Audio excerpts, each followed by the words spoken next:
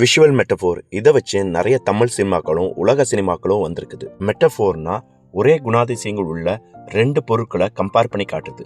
அந்த ஒரு பொருள் உயிருள்ள பொருளாவோ உயிரில்லாத பொருளாவோ இருக்கும். திரைப்படங்கள்ல ஏதோ ஒரு குணச்சித்திர நடிகருக்கோ இல்ல கதையின் நாயகனுடைய கேரக்டரை இல்ல அவங்க கோத்ரூ பண்ற ஃபேஸை பத்தி எக்ஸ்பிளைன் பண்றதுக்கு தான் இந்த மெட்டஃபோரை எப்பவுமே படங்கள்ல யூஸ் பண்ணுவாங்க. ஆரம்ப காலங்கள்ல டைரக்டர் மகேந்திரனுடைய படங்கள்லையும் ரீசெண்டா மாரி செல்வராஜ் படங்கள்லையும் சில மணிரத்ன படங்கள்லையும் நீங்க பார்க்கலாம். இதை தவிர தமிழ் சினிமால நிறைய டைரக்டர்கள் மெட்டஃபோரை வச்சே கதை சொல்லியிருப்பாங்க. அப்படி ஒரு மெட்டஃபோரை வச்சு சொன்ன கதை தான் இந்த பிரெஞ்சு படமான ஆ ஹசார்ட் பல்ட் ஹசார்.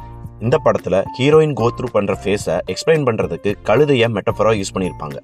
1966ல வெளிவந்த இந்த படத்தை டைரக்ட் பண்ணவர் பிரெஞ்சு டைரக்டரான ராபர்ட் பிரசன். இவர் பிரெஞ்சு சினிமாவுடைய காட்ஃபாதர்னு சொல்லுவாங்க. 1960ஸ்ல பிரெஞ்சு நியூ வேவ் சினிமான்னு ஒன்று கிரியேட் ஆச்சு. நியூ வேவ் சினிமாவில் அவங்க கேமரா யூஸ் பண்ணுற டெக்னிக்ஸ், படம் எடுக்கிற மெத்தட்ஸ், கதை சொல்கிற விதம், இது எல்லாத்திலும் வித்தியாசமான எக்ஸ்பெரிமெண்டல் படங்கள் கொண்டு வந்து ஒரு கிரவுண்ட் பிரேக்கிங் சேஞ்சை சினிமா இண்டஸ்ட்ரிக்கு அவங்க கொண்டு வந்தாங்க. அந்த நியூ வேவ் சினிமாவில் படங்கள் எடுத்த டைரக்டர்ஸான குடார்ட், டிராஃபர்ட் மாதிரி நிறைய டைரக்டர்ஸருக்கு ராபர்ட் பிரசனுடைய படங்கள் தான் இன்ஸ்பிரேஷன். 60 வருஷத்துக்கு முன்னாடி வந்த இந்த படம் கொஞ்சம் ஸ்லோவா இருக்கிற மாதிரி தான் ஒரு ஃபீல் இருக்கும். ஆனா இந்த படத்துல மெட்டஃபோரை வச்சு ஒரு படத்தை எப்படி சொல்லலாம் அப்படிங்கிறத நீங்க நிறைய லேர்ன் பண்ணிக்கலாம். கதையா பாத்தீங்கன்னா பக்கத்து வீட்டுல குழந்தைங்களோட 2 ஃபேமிலி இருக்காங்க. அதுல ஒரு ஃபேமிலியில இருக்கிறவரோட குழந்தை இறந்து போனதுனால அவர் அந்த இடத்த விட்டு காலி பண்றாரு. அந்த 2 ஃபேமிலிக்கு இடையில லேண்டு தகராறும் ஒன்று நடக்குது. இதுக்கு இடையில அவங்க 2 பேர் ஃபேமிலியில இருக்கக்கூடியவங்களுக்கு லவ்வும் நடக்குது.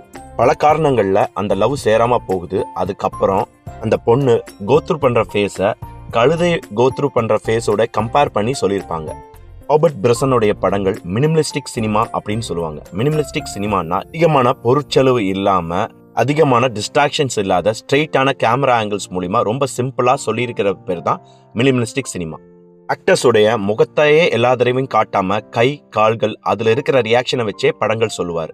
இதை நீங்க பிட் பாக்கெட் மாதிரி அவருடைய மற்ற படங்கள்லையும் நீங்க பார்க்கலாம். இந்த படத்தை பத்தி நிறைய சொல்றதுக்கு இருந்தாலும் இதை பத்தி ஒரு இன்ட்ரடக்ஷன் கொடுக்கணுங்கிறதா இந்த வீடியோட நோக்கம். இந்த படம் என்கேஜிங்காவோ ரொம்ப விறுவிறுப்பாவோ இருக்கக்கூடிய படம் இல்லை. இது கொஞ்சம் ஸ்லோவா தான் போகும்.